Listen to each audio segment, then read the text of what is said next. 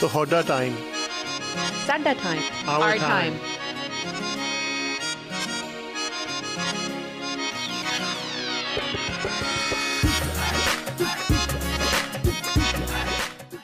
ਦੋਸਤੋ ਸਵਾਗਤ ਹੈ ਤੁਹਾਡਾ ਆਵਰ ਟਾਈਮ ਪ੍ਰੋਗਰਾਮ ਦੇ ਵਿੱਚ। ਅੱਜ ਅਸੀਂ ਇੱਕ ਵਿਸ਼ੇਸ਼ ਮਹਿਮਾਨ ਜੋ ਕਿ ਆਟੋਵਾ ਤੋਂ ਸਾਡੇ ਕੋਲ ਪਹੁੰਚ ਚੁੱਕੇ ਨੇ, ਦੀ ਆਨਰੇਬਲ ਅਹਿਮਦ ਹੁਸੈਨ, ਜਿਹੜੇ ਕਿ minister of immigration, refugees and citizenship.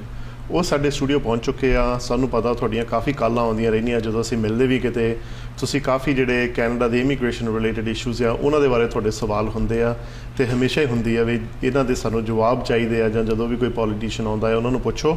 ਸੋ ਅੱਜ ਸਾਡੇ ਕੋਲ ਮਿਨਿਸਟਰ ਜਿਹੜੇ ਉਹ ਆ ਪਹੁੰਚ ਚੁੱਕੇ ਆ। ਸੋ ਇਹਨਾਂ ਨਾਲ ਆਪਾਂ ਗੱਲਬਾਤ ਕਰਾਂਗੇ ਅਤੇ ਜਿਹੜੇ ਤੁਹਾਡੇ ਕੰਸਰਨ ਸੀਗੇ, ਸਵਾਲ ਸੀਗੇ, ਉਹਨਾਂ ਦੇ ਆਪਾਂ ਇਹਨਾਂ ਕੋਲੋਂ ਜਵਾਬ ਲੈਂਦੇ ਆ। Honorable Ahmed Hussain, Minister, welcome to Surrey, our beautiful province of British Columbia, and our studios, Channel Punjabi Studios. Thank you very much. I'm glad to be back. Yeah. So you've shown up on a nice warm day in Surrey. Yes. So we'll start off with some questions we left off, or some issues that weren't complete last time we spoke. Mm-hmm. And one of them, I think the government's implemented or passed the law at that since then, is Bill C6. Can you tell us? Yes, C6 is now law, and it's really great news for many community members. Mm-hmm. A lot of people were waiting for Bill C6 because Bill C6 is about eliminating the obstacles that were put in place by the previous government under Bill C24. It was obstacles put in place towards people getting citizenship. So Bill C6 facilitates citizenship. It brings back the residency requirement to where it was. Under C24, it was 4 years out of 6. We brought it back to 3 years out of 5. We're also making it easier by eliminating the requirement for a consecutive number of days each year. We're giving time credit for students and workers who have been in Canada before they become PR. The time that they spend in Canada was not counted before as part of their residency. Now we're giving them up to 1 year credit. So essentially, if a student was studying in Canada for 2 years prior to becoming PR, now we're giving them 1 year credit, which means they only have to wait 2 years to become a citizen. So it's made easier. So it's really, facilitation. The other thing that C6 does is it removes second-class citizenship. So if you were born in Canada and I was not born in Canada, we would be treated equally under the law if we commit certain offenses like treason or terrorism or national security cases. C24 brought in what I consider really dangerous precedent, which is treating Canadians differently based on where they were born, and also whether one was a dual citizen or not.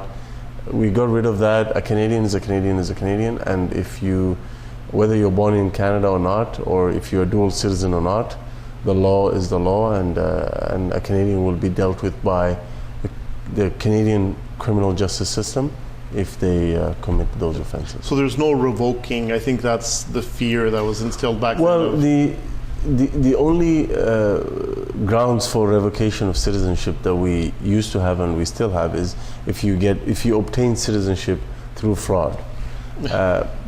That is fair because if you obtain citizenship through fraud, that means you were never entitled to become citizen anyway. But what C24 did is it expanded other issues, and it made people be treated differently. So if you were convicted of treason and someone else was convicted of treason, but you were born here and they were not, you would just go to jail and that's it. They would go to jail and lose their citizenship. So that's differential treatment of two Canadians, just because one is a dual or whatever, right? So we thought that was unfair and a very dangerous precedent, because then where do you stop, right?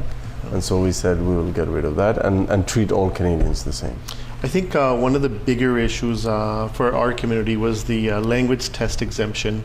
I think the age groups that previous government had done were 14 to 64 now. Yes. So again, that created barriers. It did. For young people and also for the very old.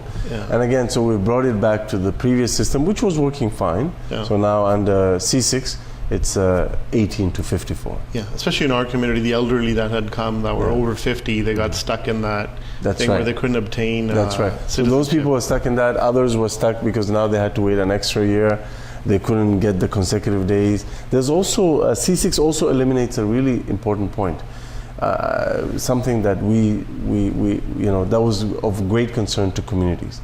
So C24, what it brought was that after you fulfill all these requirements, you were required to sign a declaration that said that once you become a Canadian, you will sign a declaration of intent to reside in Canada, that you would live in Canada. Yeah. Well, that created confusion and concern, because does that mean that when you become a citizen, you can't travel, you can't live abroad, you can't study abroad, you can't work abroad? Work abroad. So a lot of permanent residents were very concerned about that measure, so we just eliminated that as well. Some good news. And it was potentially unconstitutional, because you can't limit the mobility of Canadian citizens. If you want to go study abroad, you can, or work as a Canadian, you should be entitled to do that. So that declaration was bizarre, and it created confusion and fear among permanent residents. So we got rid of that. So C6 also eliminates that. Yeah.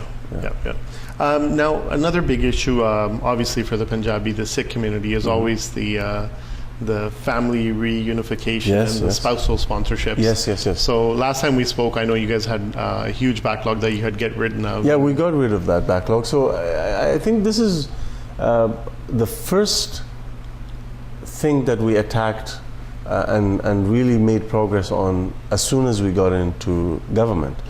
And in the campaign, we had said, look, this is a real pressure point for communities. Yeah. Families want to be reunited. Spouses want to be together. Children want to be with their parents. So it was a real pressure point. And we have no interest as a society to keep spouses apart, families apart, right? So we promised two things that are very difficult to do at the same time, which is reduce the processing time to make it shorter, so that people can be reunited faster, and also eliminate the backlog. And we were able to do that both.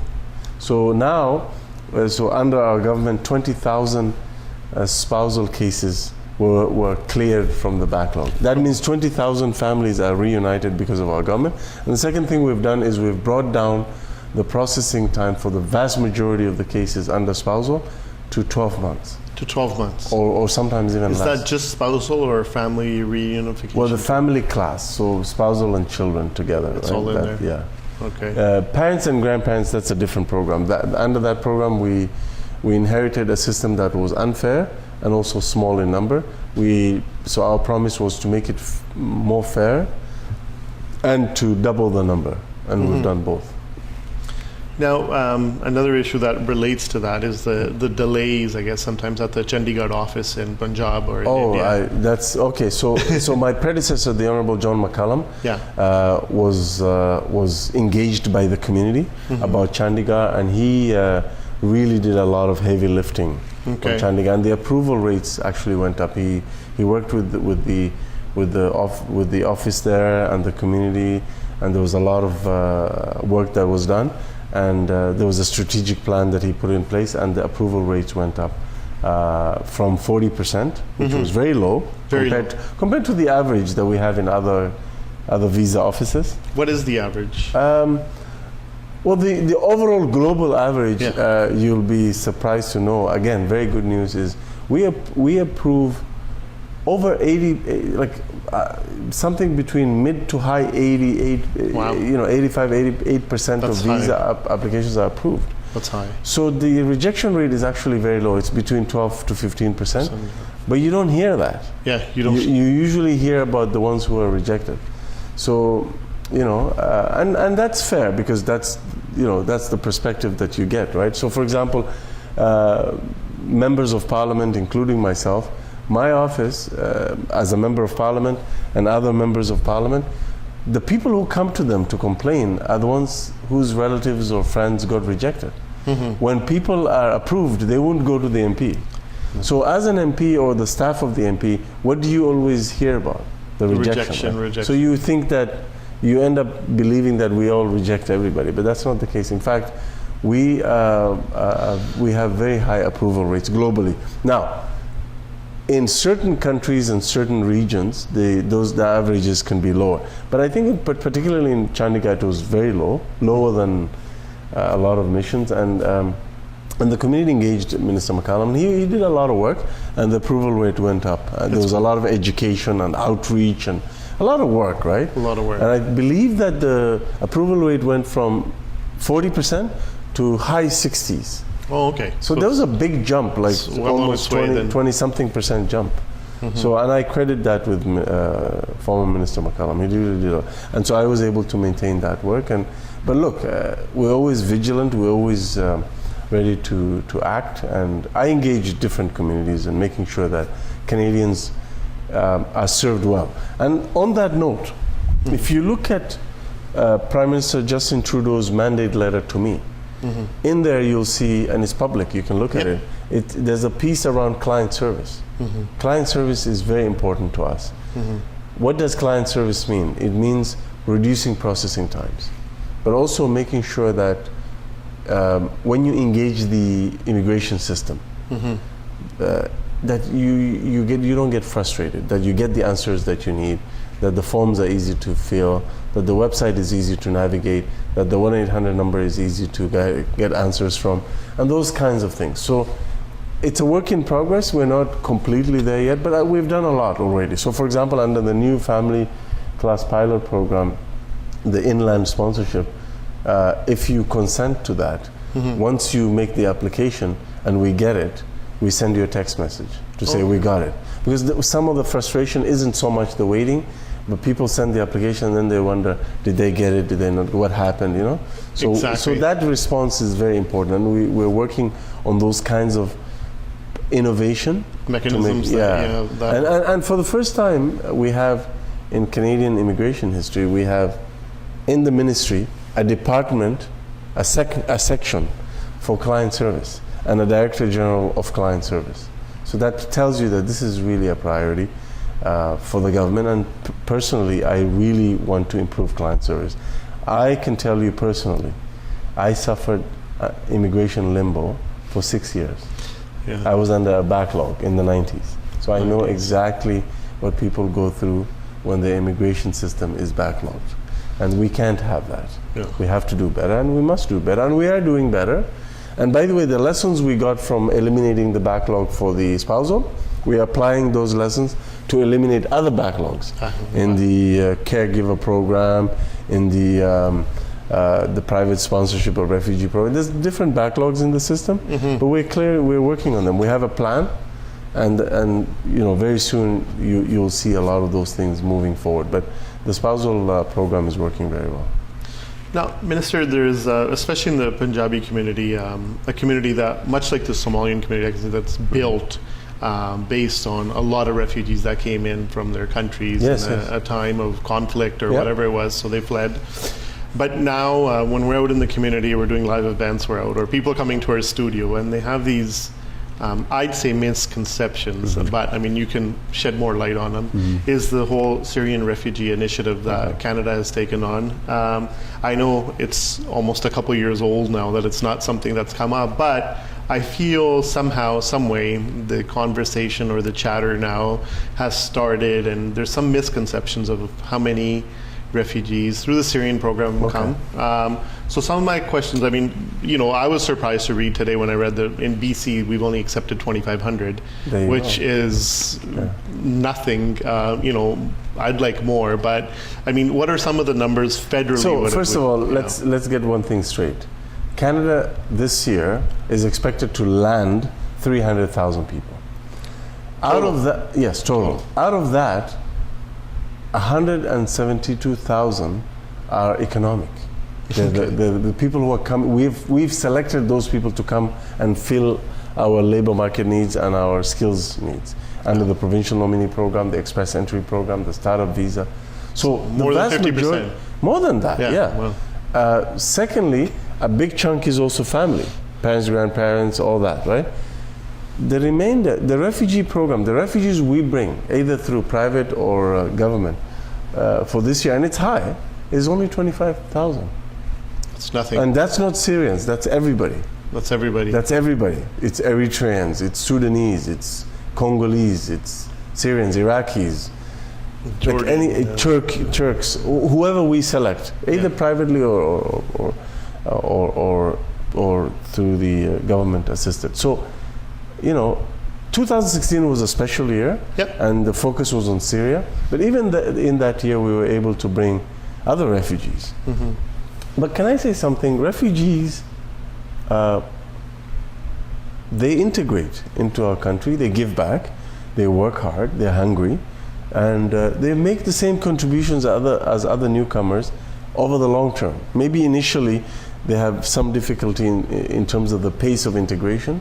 I mean, someone who, an IT person coming from China or India or Singapore, and a very highly educated, highly skilled immigrant coming in with English skills and everything else, and post-secondary education that we select to come and work, is not the same as a government-sponsored refugee who's coming from a camp, who may not speak English or French, who doesn't have literacy skills. But eventually, history has shown us that eventually the refugees contribute just as much as the other newcomers. Mm-hmm. And in fact, the Syrians, we're tracking their integration process. They're integrating in the same pace as previous waves of refugees. Mm-hmm. So I would be, my message to Canadians is that even though the vast majority of our immigration system is on the economic side, to have a refugee program is also important, because we have to do our share in the world to create sanctuary for refugees. Exactly. Other countries that are much smaller than us, that are much poorer than us, are taking in millions of people. Millions of people. So we have to do our part. Yeah. Are privately sponsored refugees doing better? They do, yeah. The They normally, better? they tend to do much better than the government sponsored.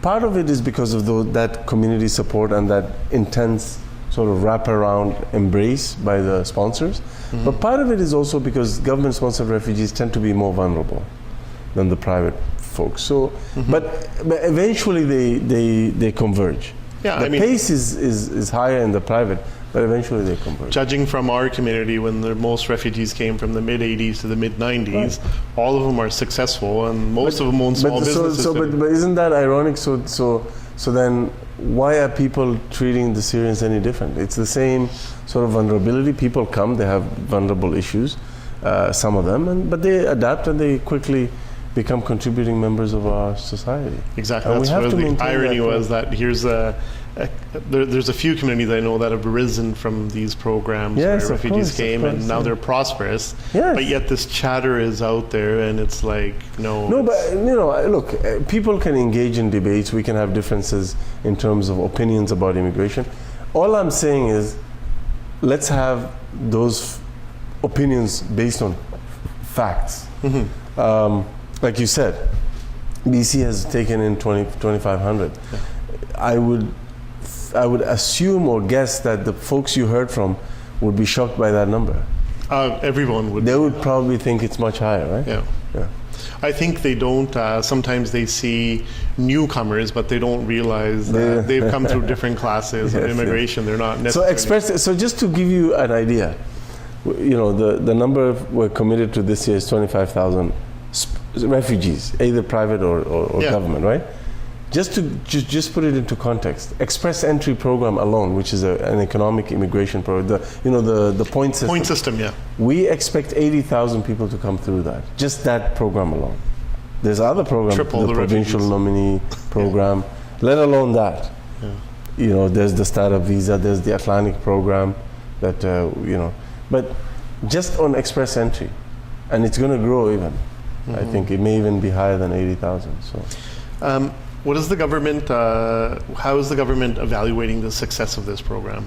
Of which program? The refugee program. The Syrian Refugee Initiative, I'd say. We collect data, all refugees, but also other newcomers. If you come to Canada through the family class or the economic class, you have access to settlement services. Okay. And we collect data. We collect extensive data, and in fact, there was specifically for the Syrians, there was an initial study that was done that showed that their rate of integration is just the same as the other refugees before them. But now we're collecting even more data to look at all the newcomers, not just the refugees. And it's more comprehensive. So once that study comes out, we will be happy to share that. Happy to share it with the viewers. But even the snapshots that we take from time to time, or other academic institutions or NGOs, when they do the study, they see the same thing. Refugees work hard, and they become contributing members of our community, and that's the beauty of this country. We've been able to integrate people. Yes, invest in them initially, but those investments pay off. When you teach that new refugee or other newcomer language skills, when you give them language skills or you help them find a job, then they contribute to our society. System, right? Yeah. How do you integrate into Canada without English or French? It's very hard. It's very difficult. So those investments, yes, they cost the government money, but it's a good investment because we want those people to restart their lives, succeed, and also give back to our country. One of the programs that I think I don't know if I spoke about this last time, is the targeted employment strategy for newcomers. We now have a program that will enable professional newcomers, highly skilled people, to transition to Canadian licensing, the doctors, the lawyers, whatever. We're helping them. We're giving them loans. We're giving them mentorship, job placements, paid internships so that they can get the Canadian work experience. $27.5 million in the previous budget. So that's a really good, all the stories you hear about doctors driving cabs, this is meant to deal with that. So I've seen a nurse, an electrician, a dentist who have benefited from the program, who are now working in their fields. Excellent. So again, but not a lot of people know about it, but it's a great program, and you should spread that message. They're listening right now. On the Syrian refugee, last thing. So why do you think there is a stigma to just this specific initiative that the government's taken? Look, I think that different waves of refugees have come to Canada. Okay. Canadians and Canada as a country and Canadians as a people have always been welcoming to refugees and other newcomers. I also think, though, that sometimes when there is a large number of refugees who come to our country, or even on a yearly basis, there's a segment of the population, not the majority, but a segment that sometimes doesn't have all the facts in front of them, and that can contribute to myths around refugees getting more than Canadians, or they can't, So, and that's unfortunate, which is why I said that if, the more people really look at our immigration system, we don't have a perfect immigration system, but we have a very good immigration system, especially when it comes to the settlement and integration of all newcomers, whether they're refugees, family class, or economic. And other countries look at us and are amazed at how we are able to do this. So what I would say is, I think people really need to get the facts before they form the opinions, and look at the track record. Look at the track record.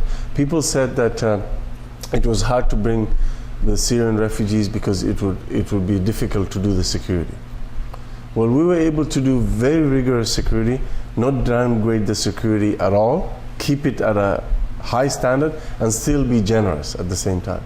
You can do both. You can be a generous country and still keep the safety and security of Canadians as a priority. So we're able to do that, but like I said, immigration has been good for our economy too, and will continue to play a good role for that purpose, which is why the majority of our immigrants who are coming in are people we select to fill our economic needs in the labor market, in the skills market.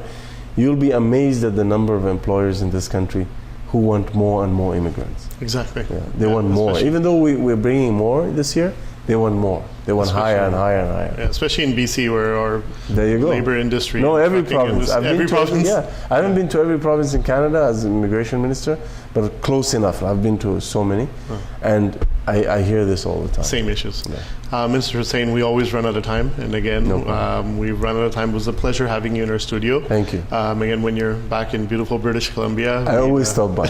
Stop by, and we can discuss some issues that are still left. Problem. Thank you. ਸੋ ਦੋਸਤੋ ਇਹ ਸੀਗੇ minister Hussain ਜਿਹੜੇ ਕਿ ਸਾਡੇ immigration Canada ਦੇ minister ਆ।